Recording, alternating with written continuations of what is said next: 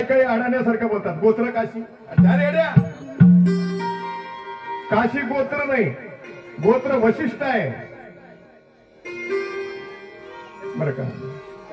वेगवेगळी आहे. कोणाचं कश्यप गोत्र आहे, ज्याला गोत्र माहिती नाही त्याला ब्राह्मण विचार गोत्र सांगा, मग वशिष्ठ सांगा. आणखी काय तुम्हाला माहिती देऊ सांगा मला. गोत्र काशी नाही, काशी खोत दैवत बर का. काशी खोत दैवत का म्हणायचं, का म्हणायचं बघा. कुठलीही जात असू दे, तुमच्यात आहे का नाही नसेल तर मी मीटिंग घेतोय. काशी खोत दैवत, काशी खोत दैवत याचा अर्थ आमचा जो देव आहे, देवांचा देव महादेव आहे, तो काशीचा खोत आहे. कुठला खोत आहे? काशी क्षेत्र आहे. काशीचा खोत जो भगवान शंकर, आता तिथं नाव घेतलेलं नाही, कारण काही ठिकाणी आदर म्हणून नाव घ्यायचं नसतं. आदर म्हणून पत्नी पतीचा नाव घेत नाही. आता घेतात ते सोडा. आता प्रेम ओतून जात का रे, आलास का तू, उठलास का, ड्युटीवर जायचं नाही का रे, हे प्रेम ओतून जातंय आता. आणि ओतून जाणार प्रेम खाली होतं, लवकर संपतं. पण आमच्या पूर्वीच्या माऊलींनी आदरपूर्वक अहो हो बर का. त्यांचं सौभाग्य कसं, मरेपर्यंत एकमेकाची साथ कधी सोडली नाही कशाही कारणाने. जाऊ द्या आता, त्याच्यावर काय आपलं कीर्तन नाही. जमलं तर कधी लग्नाच्या पूजेला ठेवा, तेव्हा बघू. तो आपला देव आहे का, तर शेवटी तुम्हाला आम्हाला त्याच्या सान्निध्यात जायचं आहे. तो जिथं राहतो तिथं. म्हणून कैलासवासी असं लिहितात. एकदा माणूस गेला की काय लिहितात, कैलासवासी. पण कैलासात गेला तर कुठं जातात माहितीये का, कुठं जातात, आपलं प्रेत कुठं नेतात, त्या गावाचं नाव काय सांगा मला. स्मशान. आणि तिथं आमचा देव राहतो. उते वेताळे नाचती हर्षयुक्त उमापती, गजचर्म व्याघ्रांबर कंठी शोभे वासुकी हार. तिथं आमचा देव राहतो. मग तिथं जायचंय ना सगळ्यांना, म्हणजे त्याच्या पायाशीच आहे ना. आता आपले काही लोक वैकुंठवासी पण लिहितात. आता माहिती काय, वैकुंठात जातो कोण बघायला गेले. तुम्हाला कोणाला शक्य असलं तर जावा, जाऊन सांगायला या परत. कारण आमच्याकडे बघायला गेले ते परत आलेच नाही. त्यांच्या नावासमोर कैलासवासी लिहायला लागलं. विठ्ठल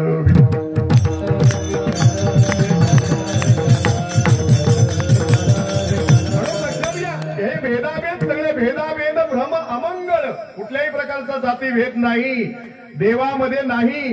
हे कुठल्या तरी कुणीतरी हे पसरलेलं आहे, लक्षात ठेवा. देवाच्या ठिकाणी भेद नाही. देव हा सर्वांचा सर्वांचा आहे. सकलास येते आहे अधिकार, आणि कलियुगी उद्धार हरीच्या नामे. अशाच माझ्या भगवान शंकराची तपश्चर्या महिषासूर नावाच्या दैत्याने केली बर का. आता त्याची उत्पत्ती सांगायला गेलो तर पूर्ण कीर्तन वाढेल. मला अभंगात फिरायचं आहे थोडस. महिषासुराचा सर्ग राक्षस माजला. त्याचं तोंड रेड्याचं होतं, महिषाचं. तो महिषासुराचा सुद्धा का अवतार झाला, का राक्षस झाला महिषासूर माहितीये का. महिषा म्हणजे रेडा. महिषा म्हणजे कोण, म्हैस आणि महिषा. महिषा म्हणजे कोण, रेडा. हा रेडा का जन्माला आला, त्याचा बापूस माणूस होता, राक्षस होता, पण आज म्हैस होती. इतिहास मोठा येतो, कधीतरी नंतर सांगेन मी. हा जन्माला पोर आला. आल्यानंतर महिषासूर. त्याने तपश्चर्या भगवान शंकराची केली. आणि मला कोणी मारणार नाही, अमुक करणार नाही, तमुक करणार नाही, असं वर मागून घेतला. शंकर भोळं दैवत आहे, भक्तीला लगेच पावतं. समोरचा कोण आहे, आत त्याच्या कसल्या गाठीचा आहे, हा देव कधी महादेव विचार करत नाही. शिव भोळा चक्रवर्ती, त्याचे पाय माझे चित्ती, असा भोळा दैवत आहे. तथास्तु म्हणला आणि अडचणीत आला. याने अनाचार माजवला. माणसानं सोडलं नाही, ऋषीनं सोडलं नाही, देवानं सुद्धा सोडलं नाही. आणि ज्या भगवान शंकराने वर दिला त्याच्या सुद्धा पाठी लागला. आता काय करावं, त्याला वर तर दिलेला आहे, देवाच्या हातून मरण नाही. आता काय करावं? शक्ती सगळे देव एकत्र आले आणि सगळ्या देवांनी एकत्र येऊन आपली शक्ती बरं का त्या ठिकाणी प्रगट केली. त्या शक्तीच्या रूपाने जी देवी प्रगट झाली तिला आदिशक्ती भवानी म्हणाली. अनादि निर्गुण प्रगटली भवानी.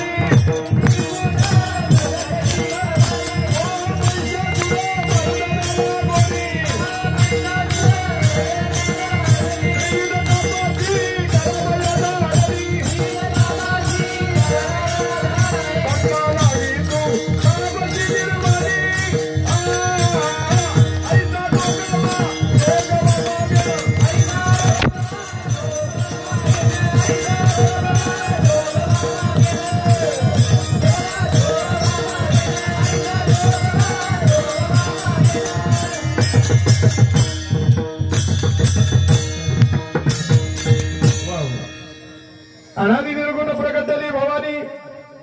मोहमहिषासूर मर्दना लागुनी. त्रिविध तापाची करावया झाडणी. भक्ता लागी तू पावसी निर्वाणी.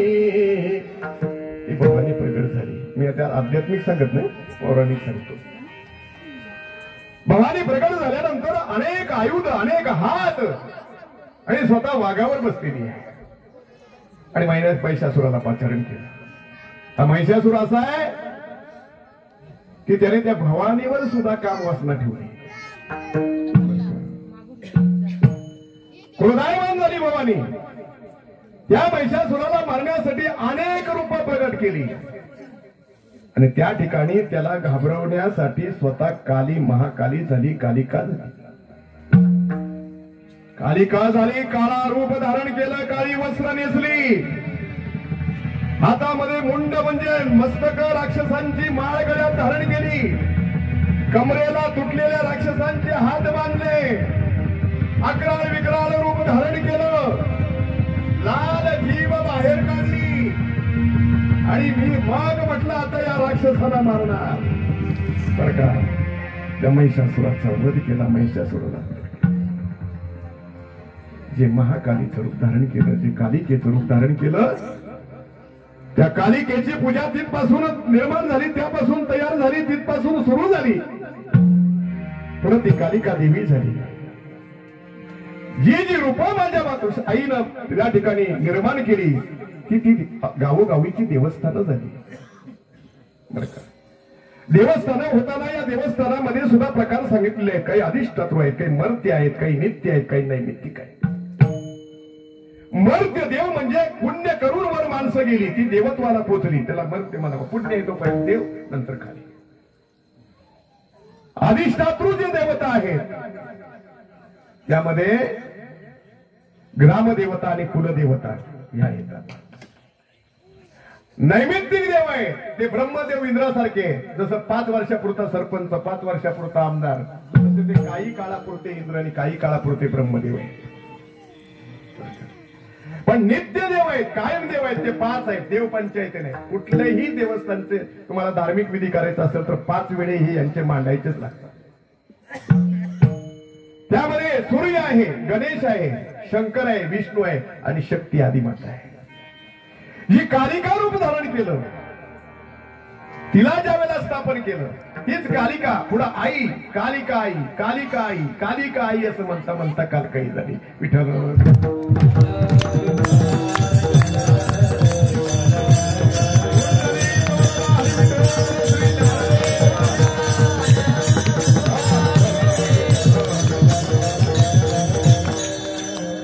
कालकाई माता निर्माण झाली. या ठिकाणी कालकाई हे शक्तीचं नाव, पण ती स्वतः आदिशक्तीच आहे, भवानीचा अवतार आहे, लक्षात ठेवा. आणि अशांची तशा आईची तुम्ही सेवा करताय, आयुष्यात काही कमी पडणार नाही, लक्षात ठेवा. म्हणून या ठिकाणी बरं का जगद्गुरु तुकोबाराय सांगतात अंगीकार एक लक्षात घ्या. कंसाच्या दरबारामध्ये कुब्जा नावाची दासी होती. ऐकून घ्या सर. ते 32 ठिकाणी वाकडे होते. कशी दिसत असेल सांगा मला. किती ठिकाणी वाकडे? का 32 ठिकाणी वाकडी झाली माहितीये का? राम अवतारामध्ये ही मंत्रा नावाची दासी होती. अख्ख्या रामायणाला कारण जर काय असेल, राम वनवासाला कारण जर कोण असेल तर ही मंत्रा होती. आणि त्या पूर्व कर्मानुसार ही 32 ठिकाणी वाकडी झाली होती. आणि हाताचा जन्म घेतला तो मथुरेत घेतला आणि ही कंसाची मुख्य दासी होती. ज्या वेळेला अक्रूराने विठ्ठल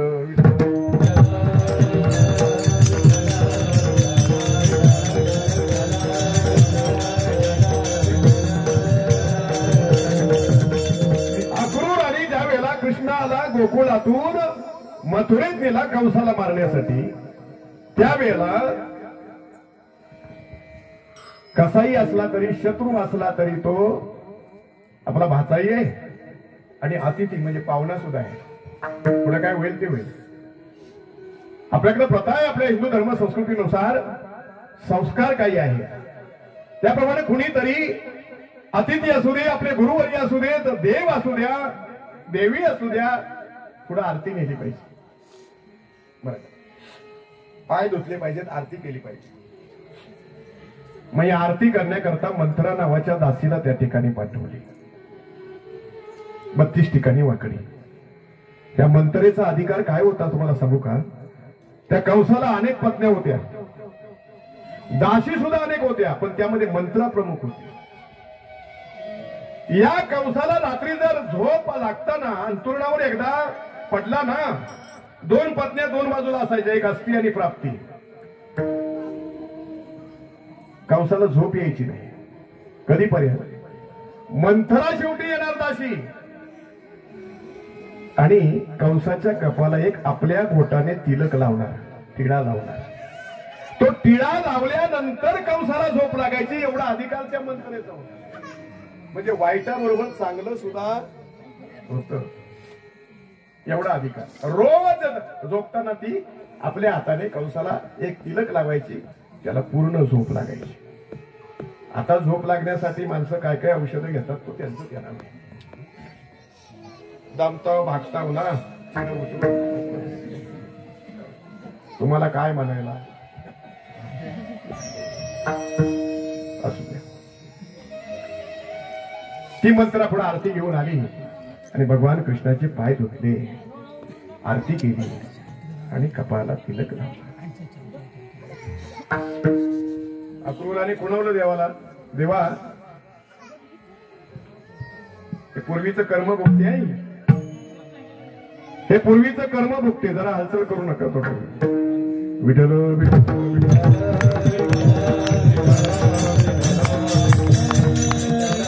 कार्यकर्त्यांनी काय असेल ते बाहेरचे भाग निघू, आता बसलेल्याला मध्येच उठवू नका. एखादी गोष्ट थोडीफार उशिरा झाली तरी चालेल, काय हरकत नाही. हे भाग्य आहे मनुष्य जन्माचं. पुढे होईल तेव्हा होईल. आजचा माणूस उद्याचा बघायला मिळत नाही. पुढच्या वर्षाचा उत्सव बघायला यापैकी किती जण असतील, म्हणजे कोण असेल नाही कोण नसेल. हे काय तुमच्या माझ्या मृत्यू तरुण म्हणत नाही, म्हातारा म्हणत नाही, स्त्री म्हणत नाही, पुरुष म्हणत नाही. म्हणून सगळ्या शेवटी देवळात गेल्यानंतर किंवा घरात संगीतली पालखी आल्यानंतर गावदेवाची काय पहिली प्रार्थना असते, उद्या जगल्या वाचलेला बस शिमगा बघू, काय म्हणतात. कारण खात्री नाही हो. क्षणभंगुर नाही भरवसा, वारी सावध तोडा माया आशा, काही न चले पुढे पुढे बसा, काहीच न चले गळा पुढे फासा, पुढे हुशार आहे गुण सांगा. भरोसा नाही, नाशिवंत देह जाणार सकळ, आयुष्य जातो काळ सावधान. म्हणून या ठिकाणी होऊ द्या ना. तुम्हाला वाटलं थांबव की मी थांबेल, पण याचा अर्थ कितीतरी वाढवीन असं पण नाही, कारण मी पण ड्युटीवरच आलोय. भूक ही काय तुम्हाला काय असं नाही, मला सुद्धा आहे. मला उलट तुमच्यापेक्षा जास्त आहे, मी बोलतोय, मला ताकद लावायला लागते. तुम्ही बसलेत तरी तिलक लावला कोणी, कुबजेन, जी 32 ठिकाणी वाकडी. देवाला तिची दया आली. अक्रूरा, काय रे माणसांची परिस्थिती. देवा तिच्या बाबतीत असा काय विचार करू नका. कर्म भोगती ती. दुसऱ्यावर दुःख आलं ना, लोकांना वाईट वाटलं पाहिजे. पण आपल्याकडे लोक काय म्हणतील, काय भोगतोय कर्माची फळं.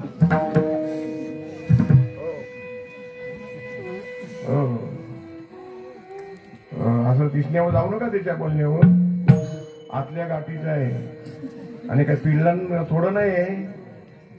संध्याकाळी एकदा 7:30 वाजले की कंदाल मेलेच्या घरात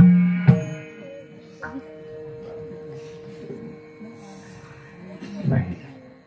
सत्य बोले मुखे दुखवे आणि कंजा दुःखे. माणूस आहे त्याला कळत नाही म्हणून तो तसं वागतोय.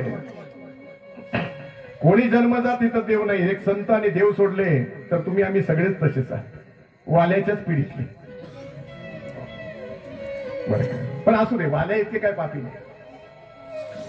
देवाला दयाली आकृता नाही नाही सेवा केली. आशीर्वादाचा हात डोक्यावर ठेवला आणि 32 ठिकाणी वाकडी होती तिला सरळ केली. एक हात नुसता डोक्यावर आशीर्वादाचा ठेवला. डोळ्यातून अश्रू वाहू लागले. कुबजीच्या जन्माचं सांगत देवा काय समजत होते. माझ्या राजाचा शत्रू समजत होते पण तू देवानी देव आहेस. अरे या राजाची इतक्या वर्ष मी सेवा करते, मी कुंकू कपाळ तिलक लावला नाही तर याला झोप येत नव्हती. त्या राजाने माझ्यासाठी काही केलं नाही, मला उपचार केले नाही, कुठल्या वैद्याकडे दिलं नाही, काही औषध उपचार केला नाही, काही केलं नाही. पण मी एक नुसतं स्वागत देवा तुझं केलं, नुसतं एक दर्शन केलं, एक पंचारती केली तर मला 32 ठिकाणी वाकडी केलेली सरळ केलीस. नाही नाही म्हणले खूपजे, तू सामान्य सेवा केली नाहीस, प्रत्यक्ष देवाची सेवा केली. समजून घ्या आपण काय करायला पाहिजे. तू देवाची सेवा केलीस, हा 32 ठिकाणी वाकड्याची सरळ केली, हे काहीच तुझ्यासाठी केलं नाही. पुढच्या अवतारात मी विठ्ठल होणार आहे आणि तू माझी लाडकी जनाबाई होणार. पुढच्या अवतारात तू नाही माझी सेवा करायची, पुढच्या अवतारात मी तुला सहकार्य करणार दळण धरण्यासाठी. सगळ्यांनी जरा म्हणा, सुंदर माझे जाते ग फिरते बहुत. मला बघू पाहिजे, आवाज आला पाहिजे ना. कीर्तन थांबणार नाही 12 वाजेपर्यंत. आवाज आला पाहिजे. तुम्ही उंचावर राहताय, आवाज कुणाचा मोठा पाहिजे. सगळ्यांनी म्हणा, तुम्ही जरा माईकवर साथ करा. सुंदर माझे जाते ग फिरते बहुत,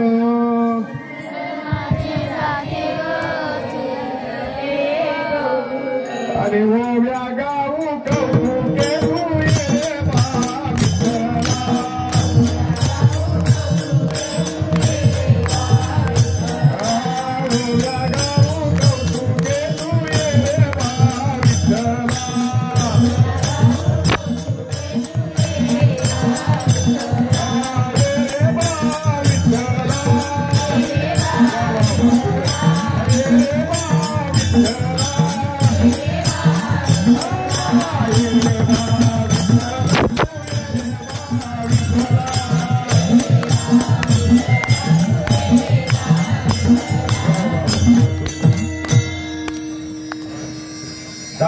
सर्वांसाठी जरा.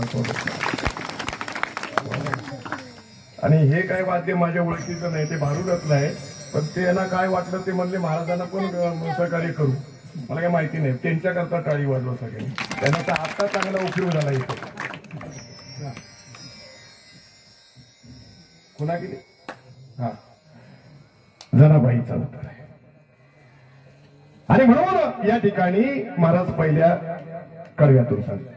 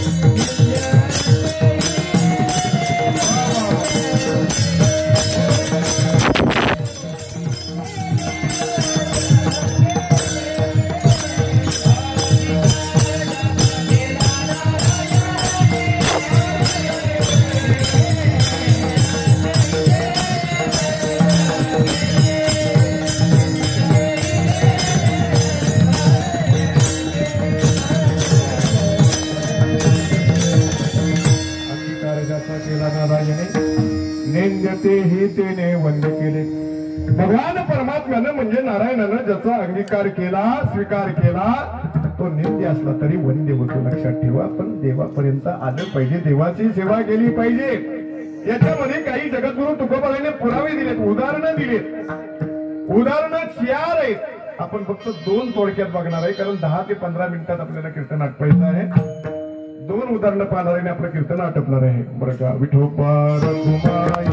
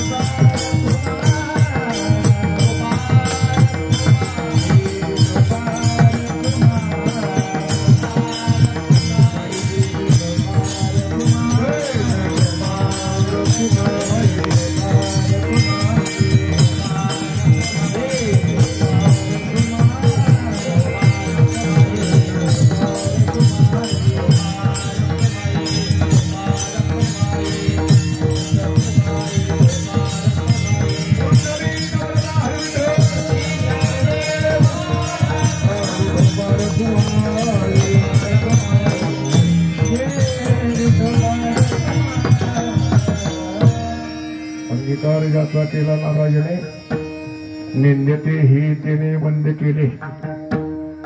ज्याचा स्वीकार भगवान परमात्म्याने केला ते निंद्य असणारी सुद्धा वंद्य केलेली आहे. त्याचे पुरावे त्याच्यामध्ये उदाहरण देतात अजामेळाचं.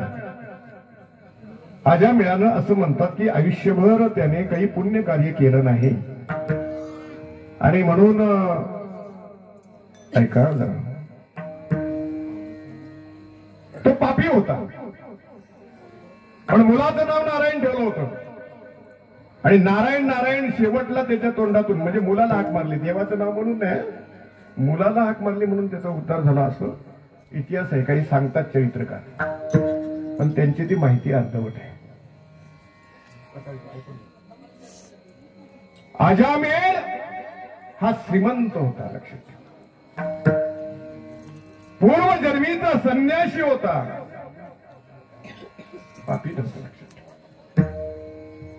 पण त्याच्या आयुष्यामध्ये पूर्वकर्मामध्ये एक दोष त्याच्याकडून घडला होता. ते पाप त्याला जन्मभर सोडत नव्हतं.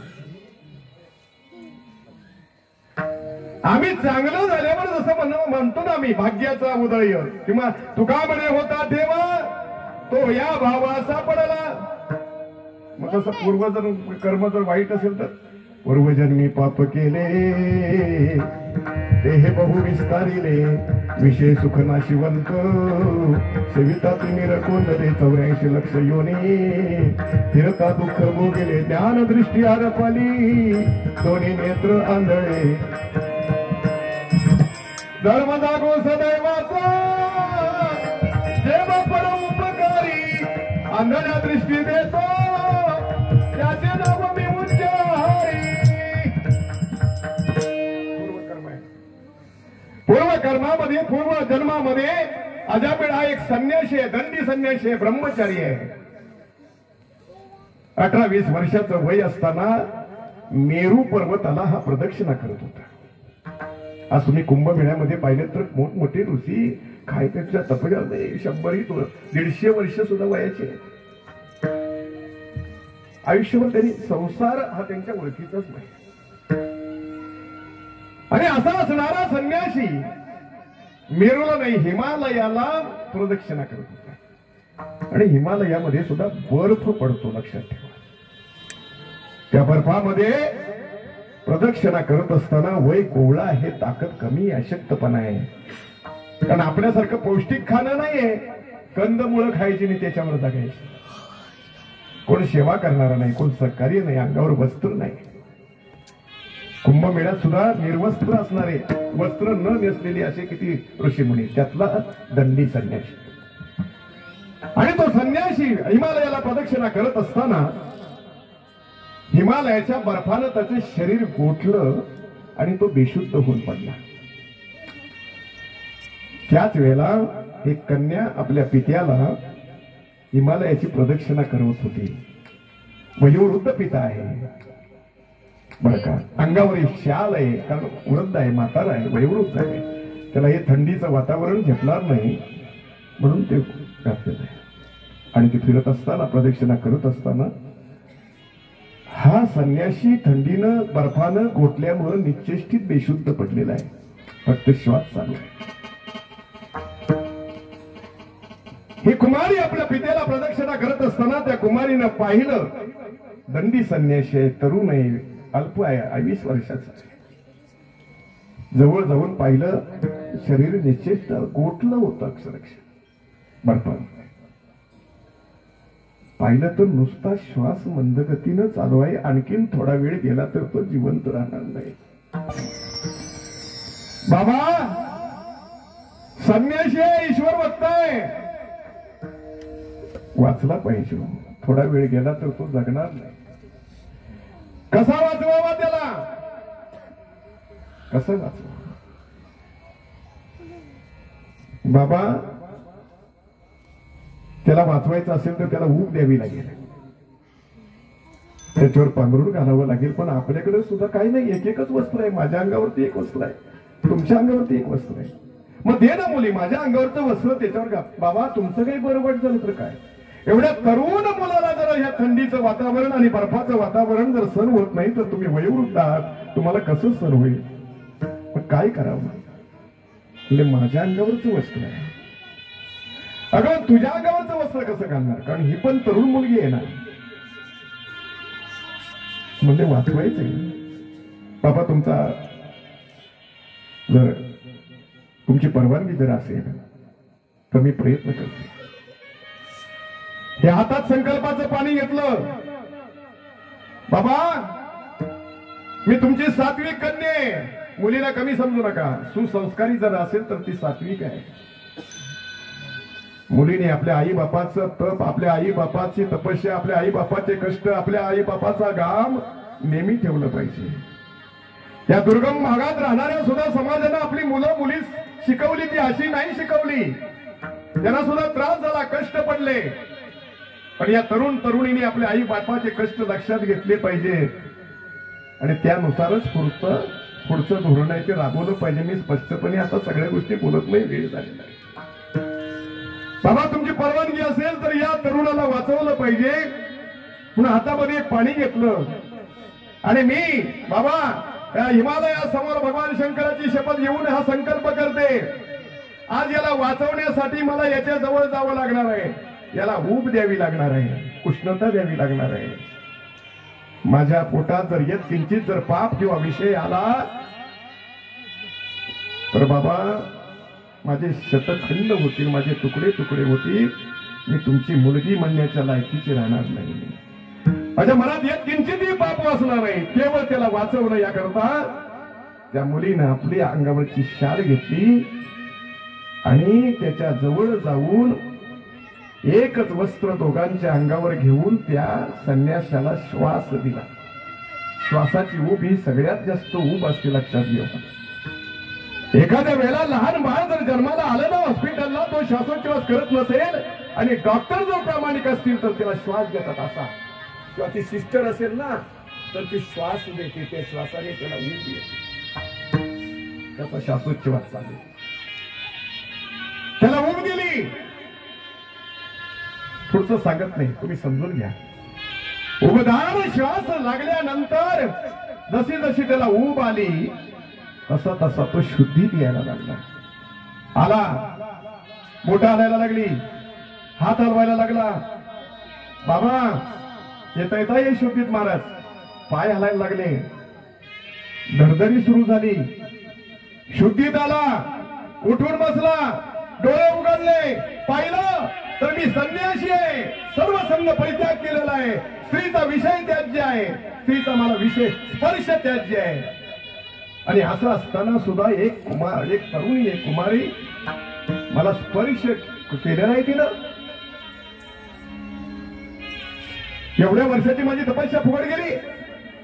कशासाठी केलं हे त्यानं बाळगलं नाही आणि सांगितलं, चंडाळे माझा घात केलास, मी संन्यासी असताना सुद्धा तू विषय वासना धरून माझ्या जवळ आलीस, मला स्पर्श केलास, पुढच्या जन्मी तू वेश्या होशील. काय सांगितलं?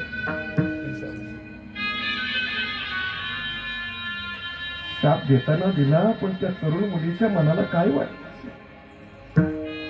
हल्ली ऍक्सिडेंट झालेला असलं बाजूच्या रस्त्यात तरी लोक साईड घेऊन जातात, पण कसं झालंय काय झालंय उगाच पोलीस पंचनामा पाठीशी लागेल म्हणून थांबत नाही तिथं. आणि इथं एकटा दुकटा तो पडलेला आहे, त्याला जगवावा, त्याला जीवनदान द्यावं, या सरी हेतून त्या कन्येनं एवढं केलं. त्या तरुणीला शाप द्यावा की तू पुढच्या जन्मी वेश्या होशील. बाबा बापाच्या गळ्याला बेटी मारली, पायावर डोकं ठेवलं, ओक्सा ओक्सी रडू लागली. अरे बाबा असं जर झालं तर जगामध्ये चांगलं काम कोण करील का? कोण कुणाला सहकार्य करील का? बाबा काय चुकलं माझं? विठ्ठल विठ्ठल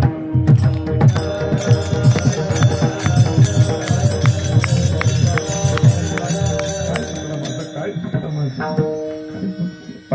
काय चुकलं नाही तुझं? का मला त्याने असं शाप द्यावा? तो चालत गेला, शाप दिला, थांबवलं त्याला. दादा तुम्ही कोण असाल थांबा. तुम्हाला शाप म्हणजे स्वस्त वाटला? मी का तुमच्या जवळ आले, का तुम्हाला श्वास दिला, का दिला हे तुम्हाला माहिती नाही, तुम्ही बेशुद्ध होतात, जरा तरी विचार करायचा. पण आता तुम्ही शाप देऊन झालेत ना, एवढे विचारी होतात तर जरा विचार करायचा. पण एक लक्षात ठेवा, मी सुद्धा कमी नाही. तुम्ही शाप दिलात, टाकलेली थुकी काय परत घेता येत नाही. पुढच्या जन्मी मी वेश्या होईन असं शाप दिलात ना. पण एक लक्षात ठेवा, तुम्ही संन्यासी नाही तर पुण्यवान असा, पण पुढच्या जन्मी मी जर वेश्या झाले तर एक ना एक दिवस तुमचा संघ माझ्याजवळ झाल्याशिवाय राहणार नाही. लक्षात ठेवा. विठ्ठल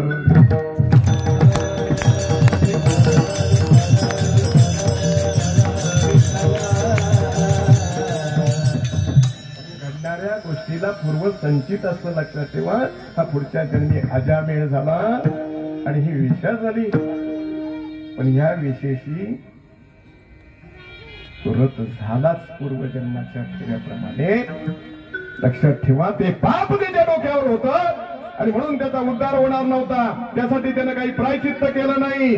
पण शेवटी एक लाभ की मुलाचं नाव नारायण ठेवलं होतं. हा जेव्हा जाग्यावर बसला, आजारी पडला, तेव्हा त्या मुलाला, नारायणा इकडे जरा मला उठून बसव, मला माझी पाठ दुखते, माझी कंबर धरली, मला उठून बसव. नारायणाला पाणी आण, नारायण माझं औषध आण, नारायण मला भाकरी आण.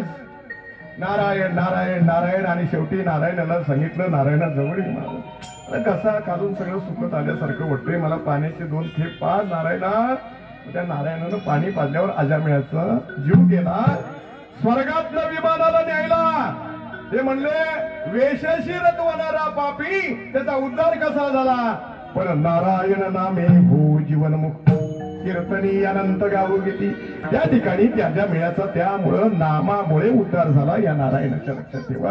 हे नारायणाचं व्रत नारद मुनींनी स्वर्गातून आपल्या करता आणलं आणि सत्यनारायण पूजेची प्रथा सुरू झाली. लक्षात ठेवा. दुसरा प्रकार आहे भिल्लिनी. या जंगलात आल्यानंतर मला बिल्लिणीची, कारण या अशा जंगलातच असणारी बिल्लिणी भगवान राम बरं का 8 वर्षाची झाली. शबर नावाचा भिल्ल आहे, भिल्ल समाजाचा प्रमुख आहे. भिल्ल समाज पूर्वीचा विचार केला तर त्या काळी काय मिळेल ते प्राणी, मिळेल तो पक्षी, बरोबर आहे की नाही? हे खाद्य त्यांचं, त्यांचा देव पण मांसाहारी आणि हे पण मांसाहारी, थोडक्यात सांगायचं. आणि यांचा उत्सव पण मांसाहारी. आलं का लक्षात? यांचं लग्न सुद्धा मांसाहारी. का तुमचं नाही? लग्नाचा आदला दिवस आणि पूजेचा दुसरा दिवस,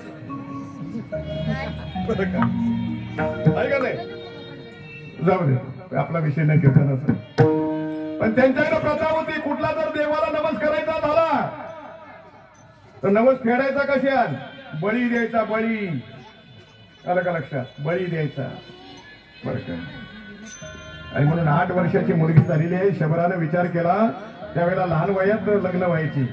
8 वर्षाची मुलगी झाली, योग्य वेळा तिचं उजवणं केली की पाहिजे, तिला योग्य वेळ आपली चांगल्या बघून घरात दिली पाहिजे, तिचा लग्नाचा योग आला पाहिजे, तिचे दोनाचे चेहरा झाले पाहिजेत. आणि म्हणून देवाला नवस करावा. आता तुम्हाला सुरुवातीला सांगितलं हे पण मांसाहारी आणि देव सुद्धा मांसाहारी. नवस करायचा झाला तर त्याने त्या ठिकाणी 11 बोकडांची त्या ठिकाणी काय केला? नवस केला. 11 बोकडांचा नवस केला बरं का. आता त्या बोकडांचा नवस केल्यावर 11 बोकडांची पोरं घरात आणून बांधली. उद्या नवस फेडायचा आहे बरं का. शबरीने विचारलं बाबा हे कशासाठी? तर तुझं लग्न जमलं पाहिजे म्हणून नवस केलाय बरं का. आणि नुसतं लग्न जमलं पाहिजे असं नाही, आपला जीव आपल्याला जीव आपला सांभाळायचा आहे. मुलं लेकरं वाढली पाहिजेत, सांभाळली पाहिजेत, आपली पुढची पिढी चालली पाहिजे.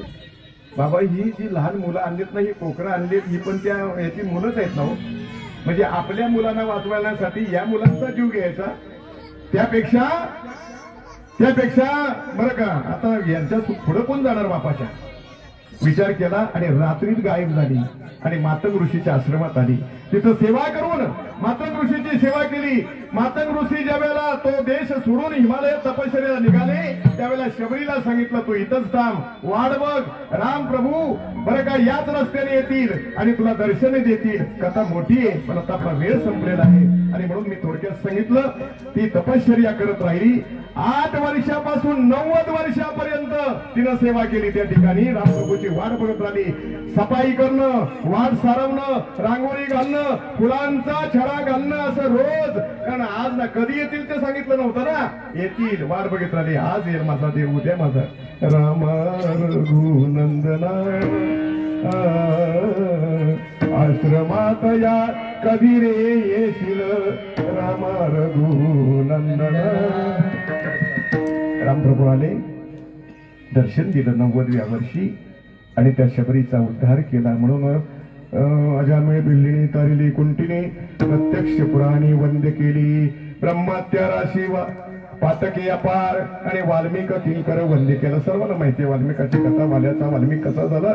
फक्त याला कारण एकच आहे, तुका म्हणे येते भजन प्रमाण. आणि काय थोडंपण जाळावे ते भजन केलं पाहिजे, नामस्मरण केलं पाहिजे. बाकीच्या मोठेपणाला काही अर्थ नाही. ज्ञानेश्वर